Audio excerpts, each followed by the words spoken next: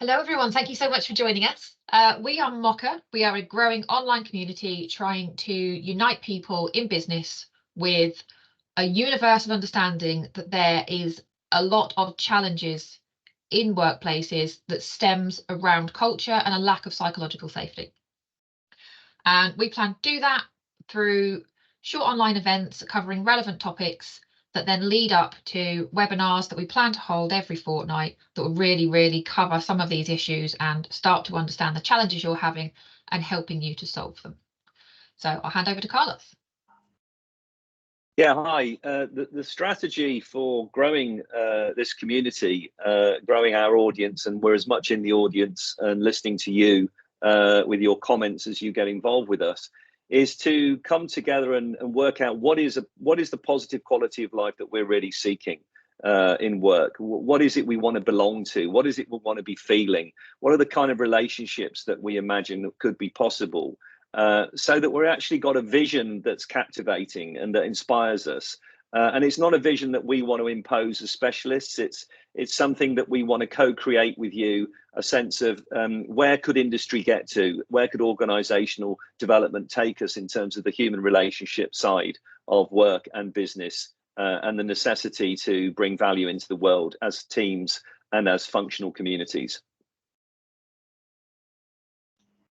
And so ultimately, we're asking the question of what the ideal culture in the workplace looks like. And for that, we're going to think about the things that we know positive psychology says that we need to create that kind of culture. We know that the central framework to this, it's something called PERMA. It's an acronym called PERMA, and it stands for positive emotions, a sense of engagement, great relationships, a sense of meaning, and a feeling of accomplishment. And the idea is if we get each of these 5 things, we're going to thrive personally and professionally. Yet our question to you and to each other is, where have we seen this work really well? Where have we seen cultures that are rich in PERMA? And where have we seen cultures that are really lacking in these things? And what are the consequences to that and of that? So I'd like to ask Ed, where have you seen this working well? Where haven't you seen this working well? And what happens as a result? Yeah, no, I love it. I like, so much about positive psychology in terms of how that massively affects and impacts our ability to perform better, for people to feel better, to want to work where they work and want to do everything possible to see those organizations succeed. And the problem for me has been where you see a disconnect between talking a good game and what that actually looks and feels like for people in those organizations. And so where I've seen it work really well typically is startups, maybe 24 months in, they're not clinging on to survival, and they've got some clients and they're moving, and they're on that journey. Because what typically you see with startups is a new approach to everything. So it's not the same old techniques, the same old approaches. Send a survey, send an email, we'll check in with you biannually. How are you doing? People tell us this. They're thinking of really sort of creative ways to engage with their people. And to compound that, not only are they being creative about it, but they're being employee-led. And I think what we often see with larger organizations is a prescriptive approach to engagement. We will send you a survey. We will invite you for comment. We will ask you to do. We're going to send you a newsletter. I don't want a newsletter. We're going to send you, I don't want it. So what do you want? How do you engage? What tech do you respond to? How do you like to receive it? And from an inclusion point of view, we want to make sure that all those channels are as inclusive as possible, and also that they respond to the age and the preferences of the people who's receiving that content. And that lends itself really well to the 3 things we know that human beings need to feel motivated. So they need to feel that sense of autonomy that you're really talking about. So they are free to decide, free to choose, free to say what they themselves need. Right. Then, we know that people need to feel the sense of belonging, which is what this series will later explore. We need to feel that we belong to the group, we belong to the tribe. You know, it really hurts people when they feel that sense of exclusion. We get the same response as we do to physical pain in our brains. So we need to feel that we belong to something bigger. And then the other thing is that sense of competence. You know, we need to feel that we're competent, we're able to do the job. So thinking about these three things, that autonomy, that competence, that connectedness. Sherry, where have you seen this working well, and haven't you seen this working well?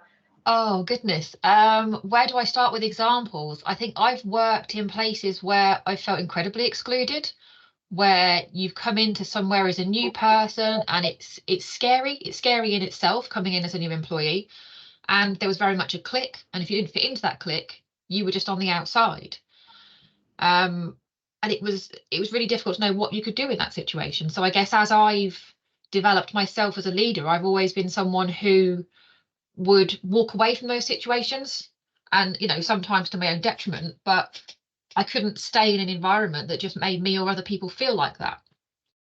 Where I've seen it work well, I think is where you just understand that everyone is who they are. They're all individual, they're all unique, they all have their own feelings, they've all had their own life experiences, and you are happy to sit there and listen to them. If someone's having a bad day, that's okay. We're all going to have bad days. Some days we're tired, some days we're overly emotional. You know, I've certainly had days like that. And it is just that willingness to listen and to realise that they're not just employees, they're not just numbers, they are people. Yeah. And to do what you described, we need that psychological safety, which I know is something, Carlos, you feel really passionately about, right? Creating the conditions whereby everybody can show up as their authentic selves in a culture of psychological safety. Where have you seen that work really well, Carlos? And what do you think are the challenges to creating that kind of climate? I mean, where I've seen it work really well is what just happened just now on screen, which was, you know, I was sitting there, you know, urgently wanting to throw my 2 pennies worth in, and I was trying to jump the queue. I politely put a hand up, but then that hand's sitting there, and that can put pressure on people. It's like somebody really wants to say something, and now we're stopping that person saying something who really, really wants to say something. And then someone else is a bit shy about saying something, is going to say, all right, let him say some more because I don't really want to speak. I'm a bit nervous, I'm a bit frightened. And what was beautiful was the fact that you ignored my hand and you actually recognized that, you know, that there was somebody else in the room that hadn't really spoken, and we wanted to find out who she was, what her views are, what she's feeling about the conversation. And you, as a colleague, brought her in beautifully before me. And now you've kindly allowed me to come in and speak. So that's a great example of what I'd consider to be a good culture, is where people recognize everybody needs to be heard. And some people are more confident in speaking and other people aren't. And some people can express themselves very, very well, and other people haven't got a clue what that even means. And how do I feel about this meeting? How do I feel about this subject? How do I feel about the people in the meeting? If I was to say something, do I feel they would take it on board? Would they ridicule me? Would they, you know, wow, there's so much going on. The idea of being involved in conversation, let alone putting ideas forwards that are going to make money or lose money or affect the way the company runs. It's a lot of anxiety around this stuff. So the thing I think is wonderful about PERMA is this thing meaning, and where I've seen things can really break down into a much more flow of engagement and equality of engagement. Is when you ask people, what does your job mean to you? You know, what is it that you bring to this organization that really matters to you? Therefore, when you're not bringing it, it's going to upset you. But when you are bringing it, you're going to feel good about what you're bringing. And I think that's about asking that question. What does work mean to the individuals? Not just what skills they've got or what part they do or where they sit within an authority chain of command or whatever, but is what does this work mean to you? And then find some kind of way of bringing that meaning to bear in what they deliver through their jobs and through their roles. Can I just bring up something, because I love what Carlos was saying, and actually linking back to Sherry, your point about, you know, there's a need to genuinely be interested in what people are saying and what they're talking about. And Lisa, I listened to you deliver a talk where you talked about active constructive listening or active constructive responding? I wonder if that's a really good thing to remind. What was that? Because I feel that's linked to that, isn't it? Absolutely, it is indeed, Ed. Yeah, great point there. The idea is that when another human being shares something with you, ideally positive news or something good, you are capable of holding that space in a meaningful way, whereby you're asking genuine, open questions, you're allowing them, you're holding the space and inviting them to share a little bit more so they can revel in the positive. Because we know that as human beings, we've got this negativity bias of the brain. Where there's good and where there's bad, we will always focus on the bad because that is what endangers our survival emotionally, psychologically, sometimes even physically. So the fact that as individuals, as employees, we're more likely to always focus on what's wrong with people, what's wrong with the culture. We need to start to shift our focus to what is right. And what a great way to do this, you know, to hold that space, to actively seek out the positive by allowing other people to share what's working for them, what's good for them. And they do say that the quality and longevity of our relationships will be determined by our ability to do this, to hold this space for other human beings, you know. So I think it's something very much worth thinking about how you know, as an employer can create these conditions whereby people can engage socially, where they're actively encouraged to do that. Yeah. And it's cutting through that bullshit, isn't it? Because there's like a fakeness to work, isn't there? You know, we have a professional persona.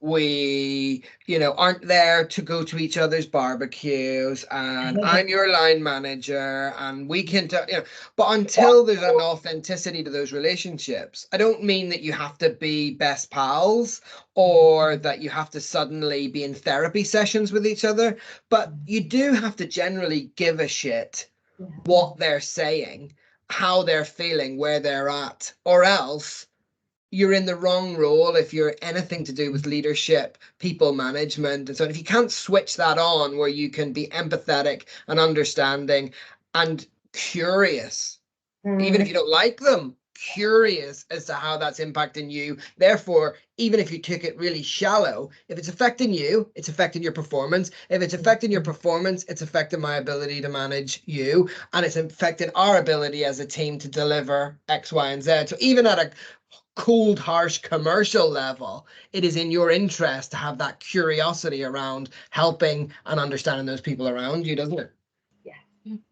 Yeah, it absolutely does. And I think that's a really interesting point, because I've worked in places where I remember going out with the team, and I think I was in a junior management role at the time, and the manager said to me, you know, you can't do that. You can't socialize with the team. It's like, but why? You know, I mean, I'd moved halfway across the country and knew nobody as well, so it didn't really help me feel any better.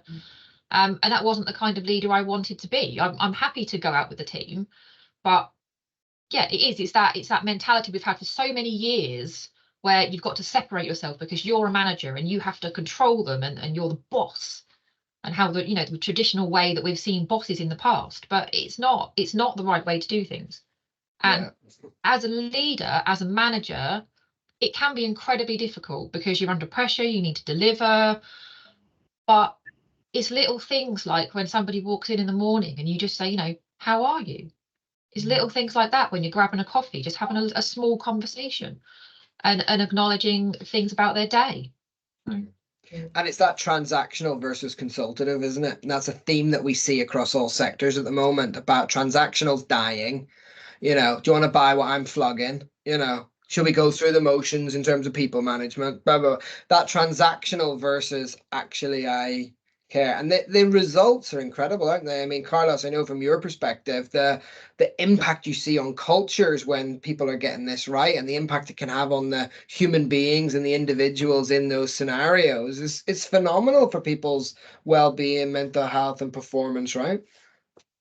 Yeah, I mean, I think it's interesting. You call the polarity between transactional and consultative, and I think what sits in the middle is relational skills.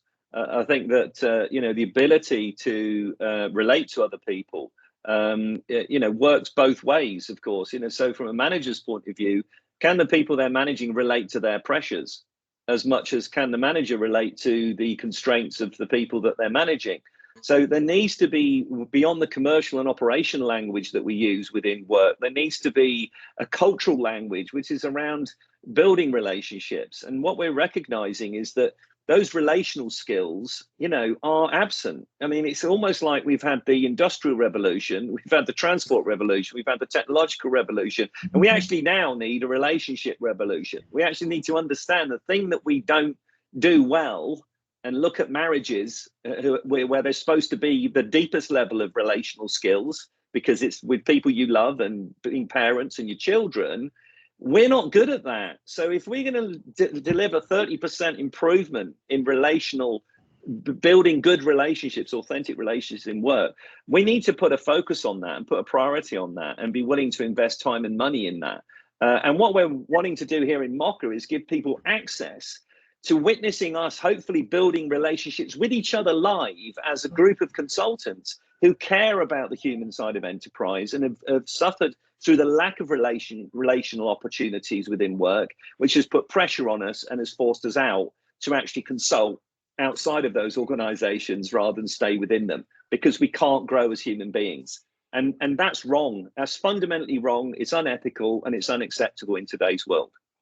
I really love the relationship between, whether it's marriage or a relationship of any, you know, whether it's a friendship, whether it's a, you know, a relationship that doesn't have definitions. It's really interesting when the shit hits the fan and the world gets on top of you with bills and the stuff you've got to do and life and kids and pressures. It will make or break those relationships. And in the same way, organizations and business are, you know, the shit's hitting the fan with targets and objectives and sales and penetration and and it will make or break those teams entirely based around their ability to perform under those pressures. And how do you perform under those pressures? Exactly the same way you do with a good relationship, to your point, Carlos, about communication, you know, And what we're saying is a brilliant model for that, to identify and analyze that in organizations or wherever, is PERMA, right? Yeah. Absolutely. And just to really emphasize here, we know this from the research too. So there's an 80-year-long study, the Harvard Grant Study, and it looked at Harvard graduates when they graduated at the age of like 20, 21, and it looked at them, it tracked the course of their lives. You know, it measured for things like their IQ, their social status, you know, all of these kind of factors. And it found, without any single exception, that which predicted a successful life, success, you know, in terms of happiness, well-being, positive life outcomes, it was the quality of our closest personal and professional relationships. That is the only one thing that remained true for everyone who had what we would call a successful life.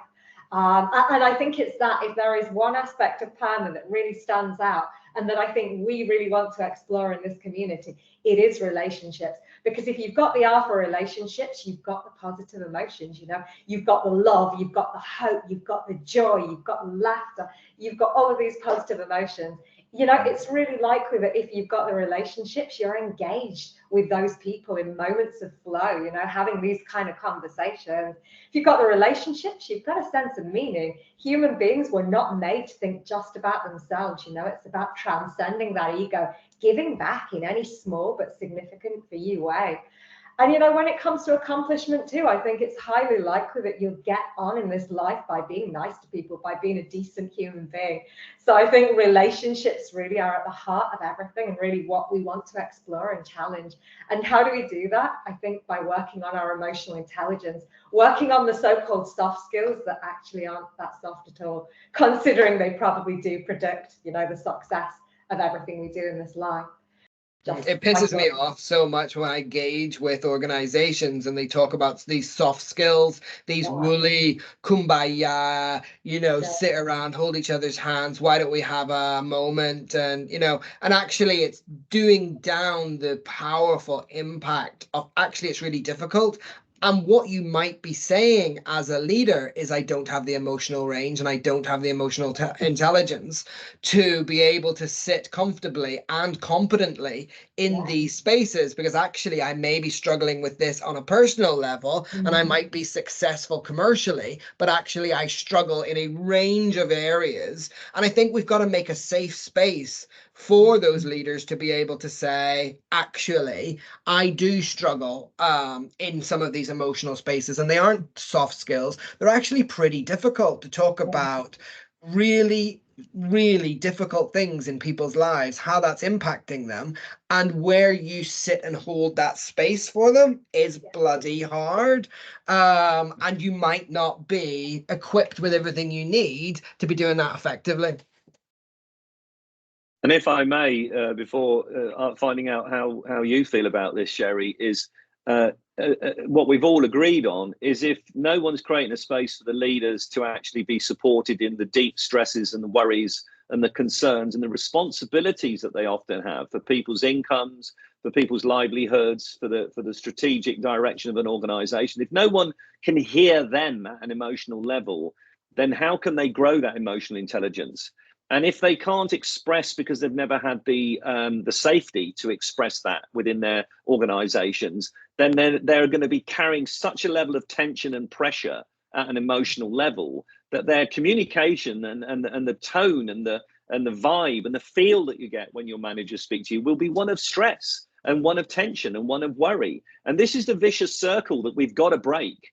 And if we can support those people, then they've got half a chance of being able to actually create space for others. But if there's no space for them, and they're the ones that are pushing forwards to try and improve the world, but then isolate themselves emotionally, then they're bound to burn out. They're bound to break. It's not sustainable. So what we're wanting to do, as we've all agreed here, is attract in those people who deeply care about their people, deeply care about what they do, and support them so that they can support the people that are working with them. And I would love to be part of that legacy. I really would. Yeah, absolutely, Carlos. I completely agree. I mean, it's I think what we're doing here is something that would have made such a difference to me as an early manager. When you're coming into things and you've got so many expectations and everyone's demanding this and that of you, and you're dealing with customers and head office and corporates, and the dynamic is very different in small businesses, but still comes with its own challenges, because then you're dealing with, maybe a single business owner, but you've still got an army of staff and an army of people to look after while trying to do your own job and trying to grow a business. It's really, really difficult. And what you don't necessarily have is an outlet for yourself. You're the one listening to everybody else. You're the one trying to make everyone else feel better. But where do you go? How do you vent that? So yeah, what I'm hoping is that we can really create a space where people can come and talk to us, and be as open as they want to be. And if they don't want to tell us details, that's fine. But the idea is they can listen to other people, and they might feel less alone in what they're doing and how they're feeling. And I think a lot of the times, well, leaders have backed themselves into a corner, haven't they? I've got to be on top of these numbers. I've got to be on top of this delivery. I am looked to by the business. And here we have a development area that is coming as a left field sort of shock, particularly when we see the change in demographics. So how that generational expectations around what engagement, conversations, authenticity looks like. And we have millennials in senior positions and sort of Gen Z coming hot in on heels, and then we've got to sort of prepare our organizations for alpha after that. The arc over these next sort of couple of decades is so profound that we need to really sort of take that into consideration in terms of how we engage with people. And I suppose for me, this whole piece, and why I like this first one that we're starting with around PERMA, is to give these practical models that sort of convert some of this talk into, that's all great, and of course we agree that we should all do that, but how do you sort of hone that in? And for me, my sort of background is in that practical application. So if we took PERMA as the model, and we were talking to folks out there, and really interested to get people's feedback in the comments as well about this sort of stuff. But if we start with the P, the positive emotions, you know, that's kind of vague. If I said to a leader, right, I want you to really analyze and have a look at what positive emotions mean in your organization. So for me, to one of Carlos's earlier points, it's about linking the activity to the purpose. And we did a piece recently, didn't we, around purpose and values and so on. But actually, why does you being here matter? What you do, how does it matter to the output of the organization? And I think that we fail often in linking an individual's appreciation of what they do to the broader picture, not just their team or hitting their numbers, but where we're going as an organization. And I think that's lacking. And I would ask organizations to really analyze that and ask themselves some hard questions, because I guarantee you that it may be different on the shop floor, or it may be different at entry level than it is in sort of C-suite, ivory tower perceptions of that. So if that's the P, the E for me around engagement is about advocating for collective problem solving. So that links to that first bit, because if we are collectively looking at problem solving, we are collaborating, we're communicating, we're bringing in diversity of thought, we're doing all the role modeling of the things that we need to do. And that to me doesn't have to be hierarchical. So we're looking for problem solving and collective engagement, and that sort of feeling that I have proximity to power. I can bring my views, and worse than the cardinal sin for me is when we do get those, that we do nothing with them. And so it's really important to do that. You said we did, this was your input to this project, this was your input to this piece of work, really giving that sort of reflection back to where that participation comes from. Relationships, I think we've covered that in great detail, but a practical application for that is one of the things that I see work really well is mentorship programs. So to your point, Lisa, around isolation and loneliness is just bad for you. It's bad for your health. It's deadly and toxic for your organization. And so mentorships, having those points, if somebody's rooting for you, you've got that sort of top cover, you've got access to experience and people who've been there and done that. That can be a really effective way to land some of that. Meaning promoting our corporate responsibility, why we're good, what we do, how we do it, where we're trying to go, the lives we're impacting, the difference our products and services make to human beings. Again, linking back to your involvement in that. An accomplishment. So sometimes I see a lot of, here's our awards at the end of the year. That's all great. Keep that. But for me, it's continual. So it's recognition, it's reward, it's you win, we all win. One wins, we all win. And it doesn't have to be just corporate wins. So to link them all together, who are the humans behind our organization? Who are the human beings involved in our team? What are they doing? What are their successes elsewhere?